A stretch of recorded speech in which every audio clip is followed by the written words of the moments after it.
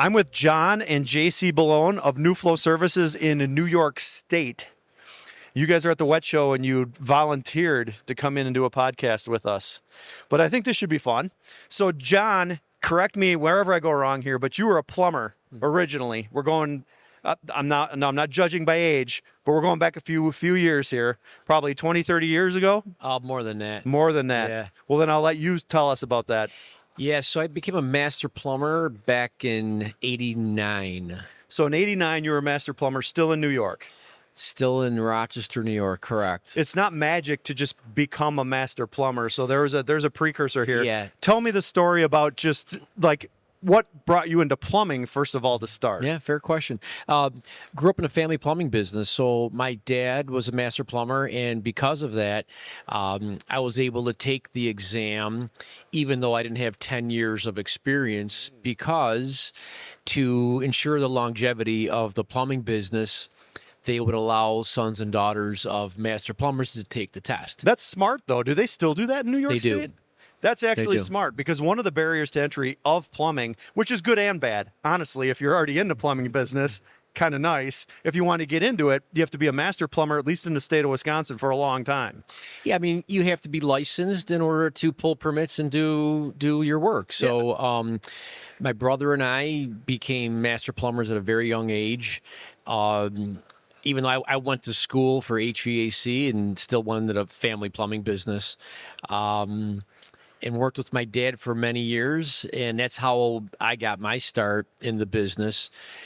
My two brothers, younger than me, both came into the business. From there, we ended up buying a Mr. Rooter plumbing franchise.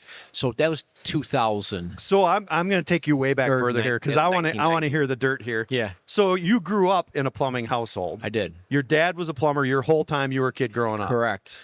And then are you thinking this whole time, I want to grow up to be a plumber too? Or were you like... I loved it. Now, my mom wanted me to be an engineer. I went to Clarkson University up in Potsdam because my mom did not want me to be a plumber. She saw, what my dad was doing. He'd come home dirty every day in the trenches, but my dad just loved what he did. And when I went to work with my father, I loved it. I loved putting pipe together. I loved being in the ditch. I loved everything about it. It sounds like your dad was kind of a one-man shop. No. My dad was in the local, in the plumbers union, and had a partner. He got out of the union because he had 4 children at home to feed and support. So my dad went on his own, opened up his own plumbing company. That's what I'm saying. So was he a one-man show, or did he have employees under him? Oh, yeah, no, he had employees. Okay, so he grew this into a legitimate plumbing business. 100%. 100%. So you're a kid growing up, and you do want to follow in the family footsteps, because a lot of times I've talked to quite a few plumbers and things like that, and a lot of times they're like, that's the last thing I want to do. I see Dad getting dirty, working long hours, all this, dealing with employees. But you, right from the get-go, decided, like, I kind of do want to do this. Yeah, I can't really tell you why. I enjoyed working with my hands. I loved there's creativity. It was really a craft, right? You were learning a trade, a craft when you were, putting together soil pipe, lead and oakum joints, soldering 6-inch copper, screwing 3-inch and 4-inch galvanized pipe, things that aren't even done today. Yeah, right. Right. Few things have evolved. I'm very appreciative of that upbringing and stayed in the business. Couple diversions, but they were good diversions, and we can talk about that. But those were the early years. Well, so you were doing your own thing. You were working with your dad. Eventually, did you buy your dad out? Did he? Yeah, no, my dad never asked for a dollar. Or he disliked you. I want him to close his ears. My father never asked for a dollar. We'll get to the third generation here eventually. Yeah. So my brothers and I ran the business. We were not a plumbing service company. We did mechanical contracting. That was Billone Mechanical. So my brothers and I always felt that we needed to be in the plumbing service business and generate another revenue stream. And that's when we were introduced to the Mr. Rooter franchise. That's what I wanted to know. And that was appealing because we felt there was importance in name recognition, even though back then, Mr. Rooter Plumbing was somewhat in its infancy. The Dwyer family, Did you say this was 01? we sold it in '01. You sold Bought it it in in 01. 1990. So in 90, you became a Dwyer Group franchise. Yes. Yeah. Okay. Yeah. And then my brother and I ran it for 10 years. It's a young man. I mean, I'm telling you this now. It's a young man's game. I mean, it was 24/7, 7 days a week. We got the business up to 15 trucks, and we're like, okay, we're done. We're done with this. You make a good living, but man, you working your tail off. Yeah, I mean, well, you're that's working why your plumbing tail off. businesses Yeah. sell for good money too. But 1990 was a totally different time. It doesn't seem that long ago, at least to me. But in 1990, there is no internet, so there was. I hope I had this a doesn't brick come off. phone. Remember the brick phones? I had one of those. Yeah, a bag phone or a brick phone. Yeah. But there had to be a lot more value in a franchise back then because it was a lot harder to figure things out on your own as far as marketing and pricing, and because there wasn't the communication there is now. There's Facebook groups and there's groups on the internet where a lot more information is shared. I think you had to lean on a franchise more back then to learn some of this stuff. Or what was the appeal to jump? You said, you jumped into the franchise. Yeah. What was like, we should do it this way because we'll grow faster? You're right. No, it was a system. We were sold. We were buying a system, a package. We didn't have to reinvent the wheel. We knew plumbing. There were lawyers and there were doctors and there were other professions that were buying franchises for different reasons. They had no clue how to do plumbing. We just happened to know plumbing, but we did not have a system.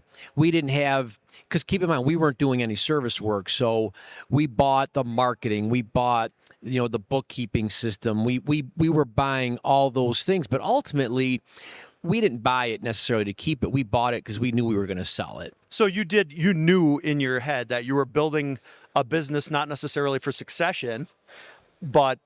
Yeah. I mean, I got married in '88. JC was born in '92. So I was young, right? Born in '92. Yeah. Goodness.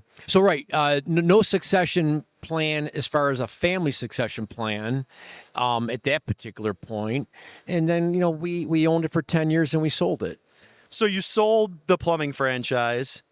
I assume there was some type of non-compete in place there when you sold it? No, because I sold it to my brother-in-law, who was an employee of ours. Sucker. Yeah. But no, he knew.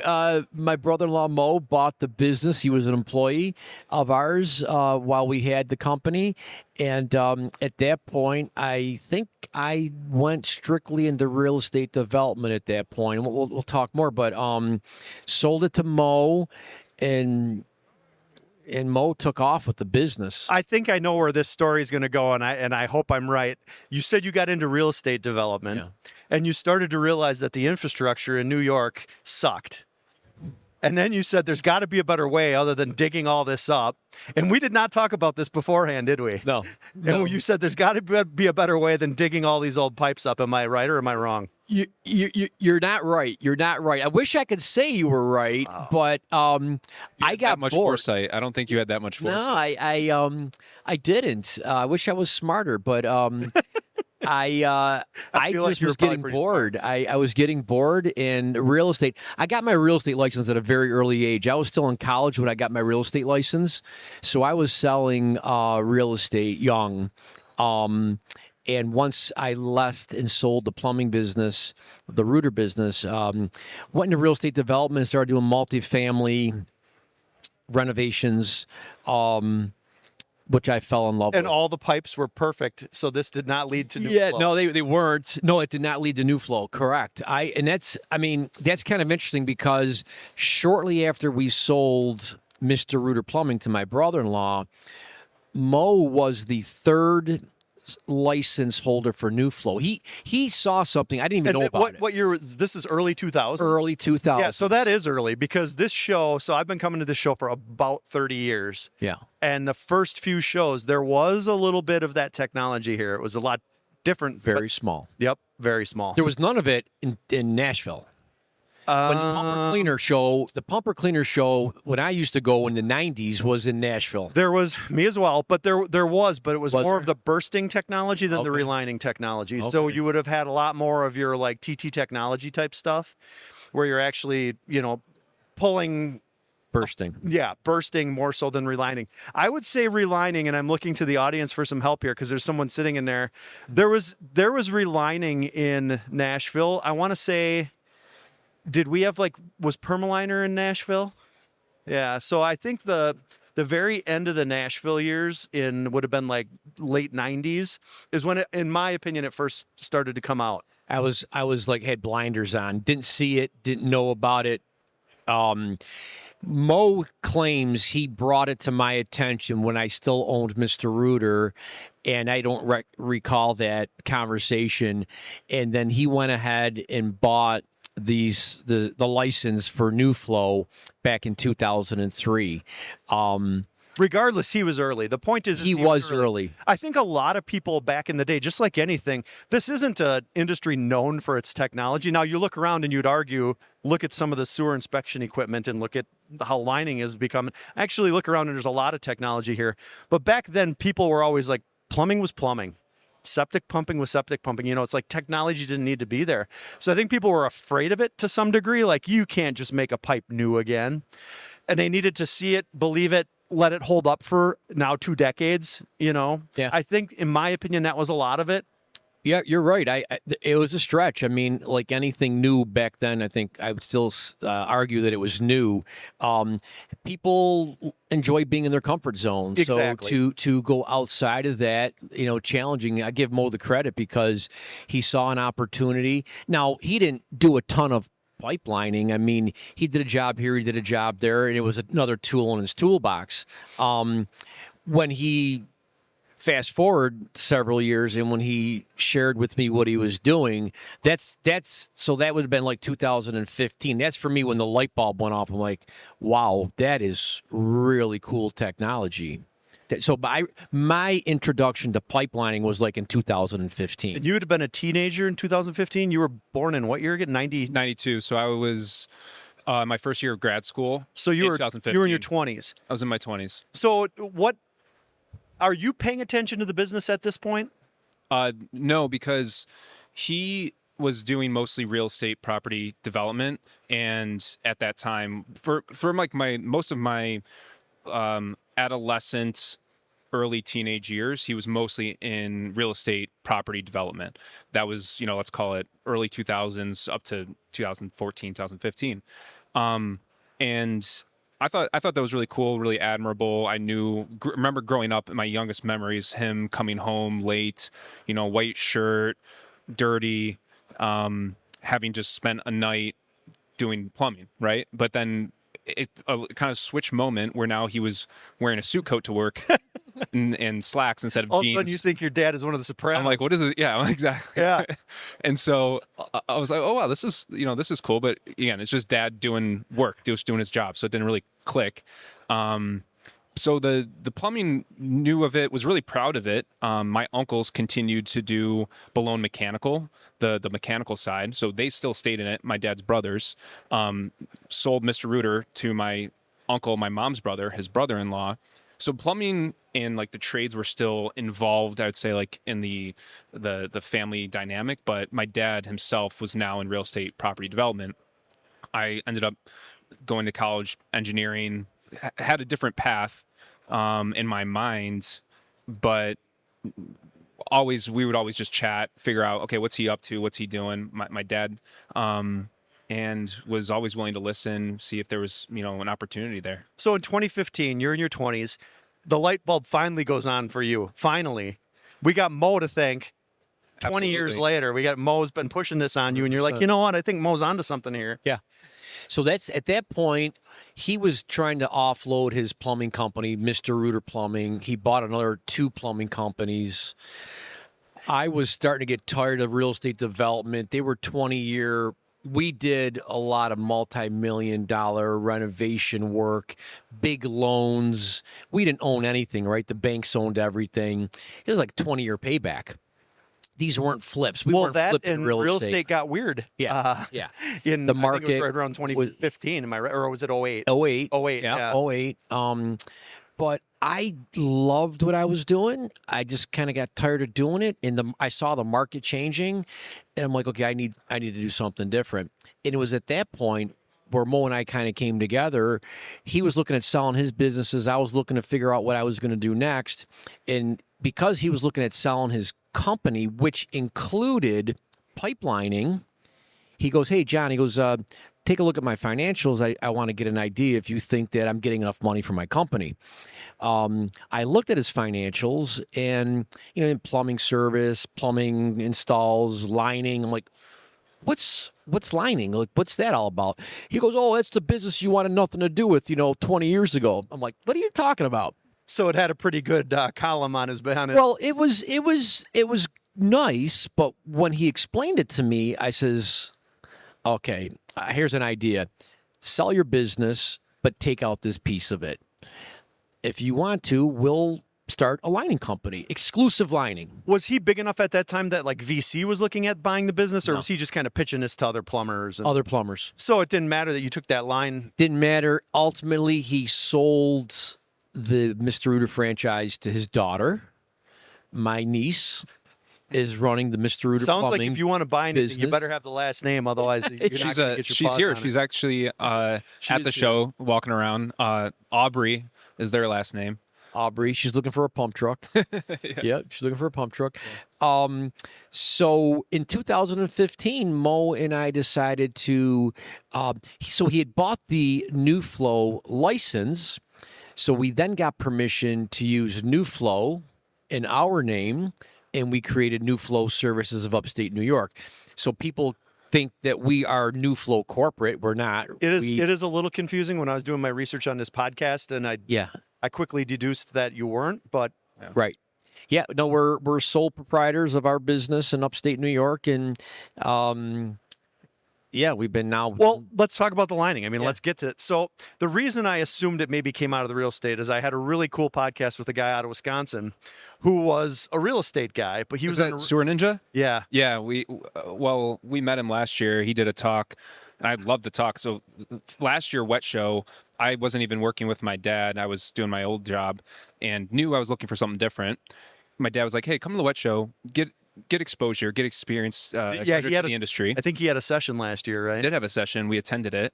Loved his enthusiasm. And I was like, okay, I could vibe with this. Yeah. And that was one of the key sessions for me that I attended, where I then said to my dad, yeah, like there's something here. Not that I didn't trust what my dad had to say, but I think your dad didn't trust what Mo said either. True, so true. Yeah, kind of running exactly. the family. Yeah. Second person has to tell you. Yeah. You need to hear it from someone else. Exactly. So I know who you're talking about. Great guy. Well, what I liked about that podcast, number one, is it just kind of fell on his lap through real estate. He embraced it and ran with it. And it's a tougher market than you guys would be in. I would think the infrastructure's newer, but the branding he's got there to be able to scale that, in my opinion. So it's interesting you bring up NuFlow. If you guys did want to scale into other areas, is that your name, or is that your name trademarked under a certain specific geographic area? Well, it's or a gray area, or we don't care. Great question. We just kind of renewed our license, and in talking to the president of the company, NuFlow Technologies, Tom, I'm like, Tom, these counties, this is garbage. I'm like, we travel to East Hampton, New York. We're down in New Jersey. We're in Connecticut. We go to Ohio. We're all over New York plus surrounding states, and he was cool with that as long as we're not infringing on another NuFlow, but we are solely commercial industrial.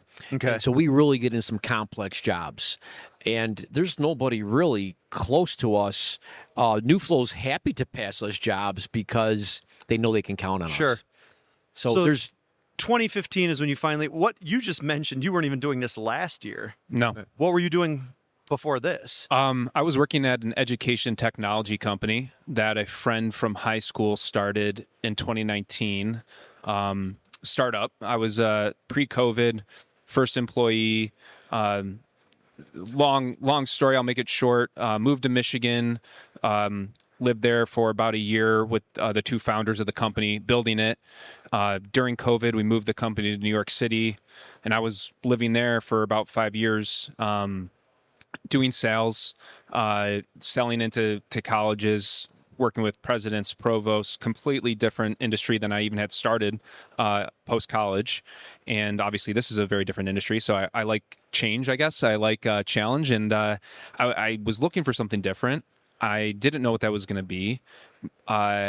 This was on my radar. Working with my dad was on my radar, and the pipelining thing was really cool. He was like, "Jay, we get so many inbound inquiries," and I'm like, "Dad, what are you as a sales guy?" I was like, "Dad, what are you doing for outbound? What are you doing for marketing campaigns? What are you?" He's like, "Nothing really." I mean, he's pounding the pavement, doing lunch and learns.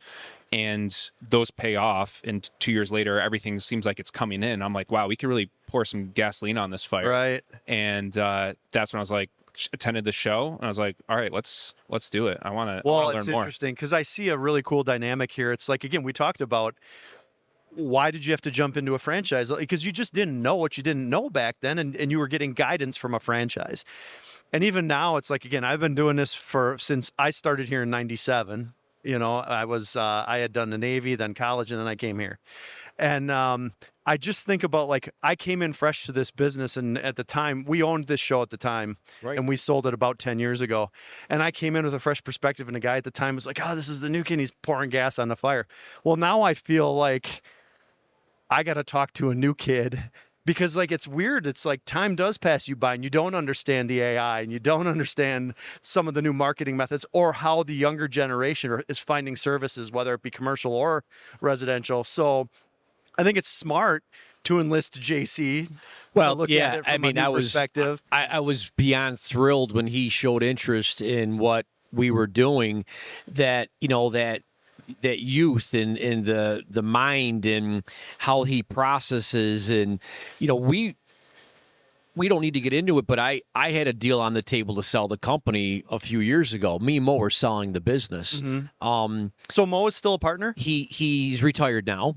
He's retired. He retired this past December. We had a deal on the table to sell our company, our NuFlow business, and that deal did not materialize for reasons. And the silver lining in that was that we still owned the company, and JC had approached me on his interest of joining us. So the succession plan was we were building NuFlow to sell it. Same thing. We weren't building it to pass on, even though my nephew was one of our employees. Not that we couldn't have made something work, but as it turns out today, that's not the case. And then when JC showed interest in the company, I'm like, hey, this could be yours. So, I mean, let's go back a little bit. You come into play here. You're brand new. Pour some gas on this fire. Where did you see the combustibles? Like, what was he missing? You know what I mean, so to speak. It's like, I get he was grabbing the low-hanging fruit. Mm-hmm. What did you look at from a different perspective and say, like, we're missing this entire segment, or we're missing, like, what was it? What was the combustible? Great question. I don't know if the combustible. Be nice. Yeah, I'll be nice. No, he wasn't. It wasn't like he was missing the forest for the trees, and I was going to come in and be like, "Here's the silver bullet." And yeah, right. I mean, things were going well. Year over year, the prior year they had a great growth year, and I was just like, "Okay, cool. From my understanding, you've kind of built the tools for me." And I was like, "Great. We're going to continue to do what you've been doing because it looks like it's working, and I want to add value." I want to grow this even more.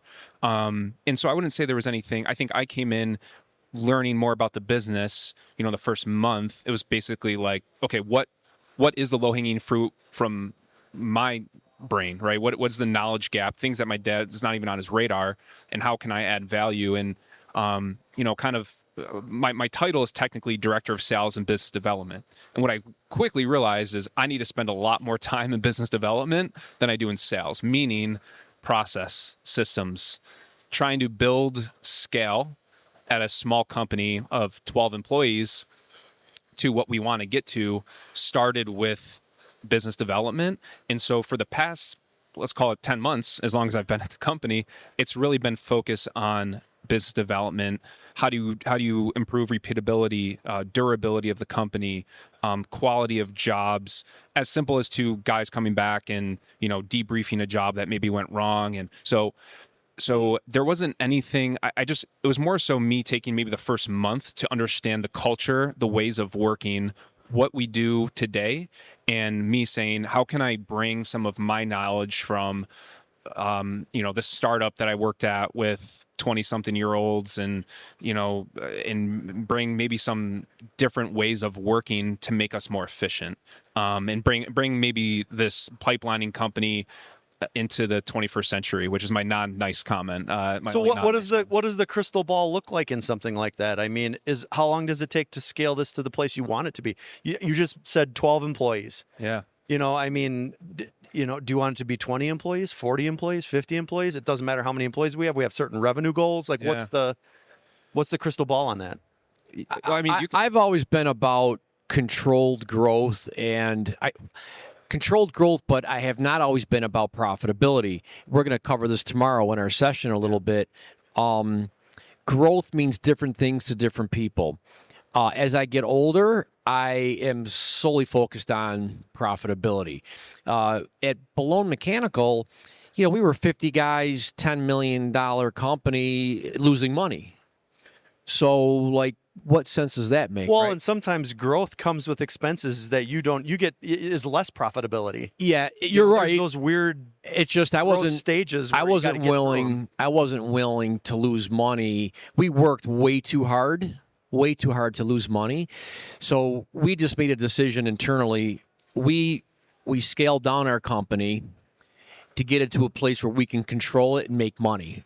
Previously, this is 30 years ago. So when JC came on board, we started talking about growth. In the pipelining business, the opportunities for us are tremendous. I can't speak for other markets, but where we're located, there's not a lot of people that do what we do. We can scale, and this will be, JC's decision. I'm too attached to healthy bottom line. We will probably have a reduction in that, top line revenue is X, and then you've got your cost of goods and then your fixed expenses. And 25 wasn't as healthy as 24, but 24 was really healthy. So I'm okay with that, the margin that we did. Our plans are, well, you came up with the goal, the percentages, which it's ironic because when he shared the number with me, I'm like, wow, that's how are we going to achieve that? But what's interesting wasn't as much as the number, it puts your mind in a different frame of thinking. Yeah. It took a couple days for that to sink in. And then I saw it happening. I'm like, so, just. Well, I was just going to say, I think, Jeff, me and my dad are pretty open and transparent with each other, and super fortunate for that. And I told my dad, as going into 2026, over the holiday break in 25, I was working on a sales plan for 26, trying to figure out where we wanted to be, where I wanted to grow the company. And I told him, I was like, I'm going to have aggressive goals that are aspirational because they're going to force us to make decisions that we otherwise wouldn't make, right? If our goal was to say, let's increase our bottom line or increase our revenue top line by 10%, we might take our foot off the gas. We might say, hey, okay, well, we're gonna do that lunch and learn, or we're gonna do that meeting, next week or in a month from now, and it kind of lights a little bit of a fire under you. Yeah. I think when you have that aspirational goal and you're like, no, let's try and hit that goal. Like let's do what we need to do it. And I was listening to an interesting podcast because I drove 8 hours to get here, and it was one of those things where they're like, well, there's a difference between setting like an ambitious or an unattainable goal. But even when you set an ambitious goal or an unattainable goal, even if you don't hit it, you've probably recognized growth that you wouldn't have hit if you didn't create that goal. And I was like, damn, it's like, because nobody wants to, well, we're going to have 100% sales growth. And you're like, well, we can't do that. But you got to find that happy spot. And it sounds like that's kind of what you're saying. Exactly. And I think for my dad, I was like, Dad, don't get too attached to the number. I know the number is scary, but let's just talk about what would it take to get there. Yeah, that's exactly what I'm saying. What do we have to do to get there? And like, that's going to make us think differently, make different decisions, go down different routes. Maybe we I remember we had a meeting with our team beginning of 26. I said, guys, we're just so you know, I know in the 25 we kind of did a few residential jobs here and there. We're not going to do any more residential. Like, we're going to focus strictly on private, commercial, industrial manufacturing. And if we get a call through residential, just tell them, hey, we know some other guys in the area that could help you, and send them their way. Or maybe that's something down the line. You can make its own little arm that operates differently, where we can, you can approach it from a different perspective. Yeah. Because it is a different thing. What about municipal? You guys do municipal work too? A little bit. We'll be maybe sometimes a sub. Is this business, I don't know if I want to say recession proof, but does it remain steady no matter what's going on globally? Because now you've got almost over 20 years under your belt, 15. Math is hard. Yeah. 10 years under your belt doing this. Has it always been steady? You made a comment like 25 is great. This year, I don't know. It's like. Well, JC hit it earlier, is that everything we've done really since early on has been inbound. Like I don't go out to get sales. Yeah. Which is a fortunate position to be. It's amazing, but you're not really growing. So we don't even try to go after work. It just comes in. And when you ask the question about recession proof, the infrastructure, you've heard this, gets older every single day. Yeah. We do focus on historical areas, areas that were built as long as maybe 30 years ago. I mean, we're finding bad cast iron in the ground it's 30 years old. It's bad. Do you still think that there's education? Like, I think there's still people who don't understand this technology every day exists and that it works. We do one, a couple weeks already this year. We had maybe 2 or 3 lunch and learns in 1 week. Engineering firm, architectural firm, hospital. Who are all thinking about digging before they talk to digging, or they don't even know it's an option. Digging or cutting, right? Vertical chases, opening up walls in occupied buildings. It's like, guys, there's another solution here, and it might not be lining, it might not be spray, but just know that this exists. What do you think? Like, it's weird to me because I'm immersed in this. It's even like we're in a tiny little town in northern Wisconsin. I talk to people about this, and they're looking at you like you're speaking voodoo. They're like, "What is this you're doing in the pipes underneath the ground? It doesn't make any sense." It's amazing, isn't it? Yeah, it is. And to me, it's like, well, I've known this existed for, we could argue, 20 or 30 years. I guess my head thinks like, you guys are in New York, where the infrastructure is older than it is anywhere. Like I said, it doesn't make sense to me that people don't know this exists. So how are you attacking that? Like, how do you let people know? Yeah. Well, I mean, my thought is, great point, Jeff, and it's like the thing that I want to try and tackle is just like educating the customer. I think the potential customer, whoever it might be, and it's like, okay, how do you maximize your time with your efforts, right? So do lunch and learns with engineers, right? Now they kind of become your indirect sales force, okay, right? That's do your lunch and learns with your architects, with your contractors, your people that you're going to be sub to, so that because they know you don't know what you don't know. So until you tell them this exists, but once they know it exists, it's in their tool belt. Correct. Yeah, it makes sense. We become Plumbers, an extension. we become an extension of mechanical contractors. So we don't compete with them.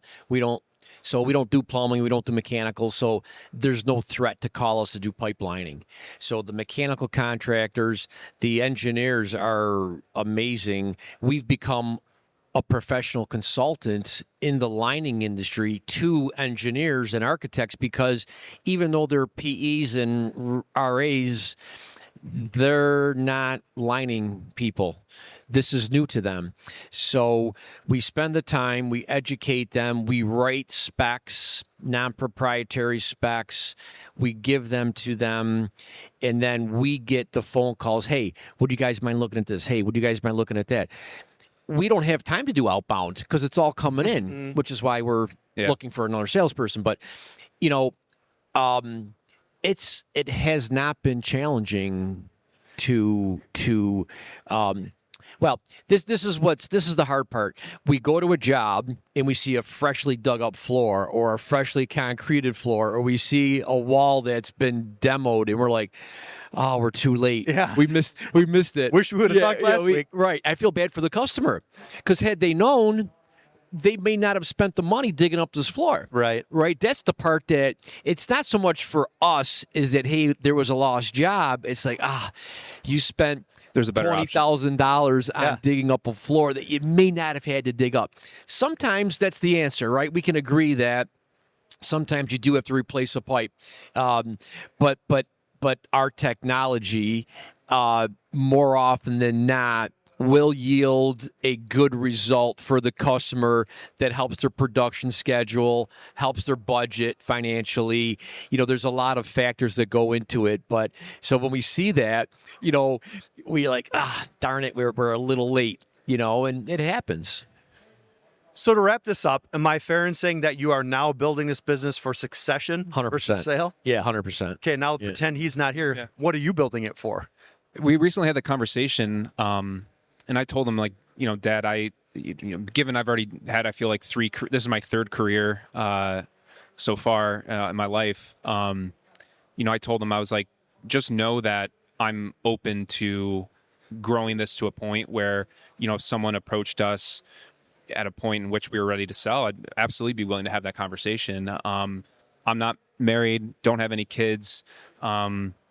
Who knows what the future holds for me in that sense. But if I did, I don't, right now in my mind, I'm not picturing this as a succession for me personally, or a future generation of mine. I'm seeing this as, how can I help my dad win? How can I help myself win? How can I help our team win? And whatever that means to them, we want to make sure that we treat our guys fairly. And I mean, we're not even having selling conversations at this point. I think right now my aspirations are, let's grow this company as big as we can get it, and really look at each other in an honest moment in 5-10 years from now and say, wow, we really gave it all we had. And we don't know where we're going to be at that point, but I think that's smart. Another thing that I've observed is I feel like if people always have that sale mentality, if you have a succession mentality, you're sometimes more complacent. It's like, I know I'm just going to hand this off to JC. It's a well-oiled machine. But if you're always keeping tight books, making smart decisions, because there might be a sale opportunity 10 or 15 or 20 years from now, I think you're building a better business in a weird way. Because those books have to be there, and things like that. And you're almost kind of saying that anyway. Yeah, I want a mindset of scarcity right now. I'm not like in a mindset of abundance where it's like, wow, we're a really well-oiled machine. Hey, we have our dirty closet internally. Not everything is perfect at NuFlow Services of Upstate. And if I'm putting myself in the shoes of a prospective buyer, of a prospective in person who's interested, there's a lot of things that I want to make sure that we're fixing internally before I would ever even feel comfortable about broaching a selling conversation. That I want to be able for him to walk away at whatever he wants to, and be like, they don't need me. They don't need me anymore. He said that from day one. He's like, JC, like, the day that you no longer need me is a great day. And I feel similarly about myself. Like, how can we get this a well-oiled machine that's just purring along? Not quite there yet. We're getting there. You'll get there. Thanks, guys. Appreciate it. Thank you, Jeff. Appreciate it.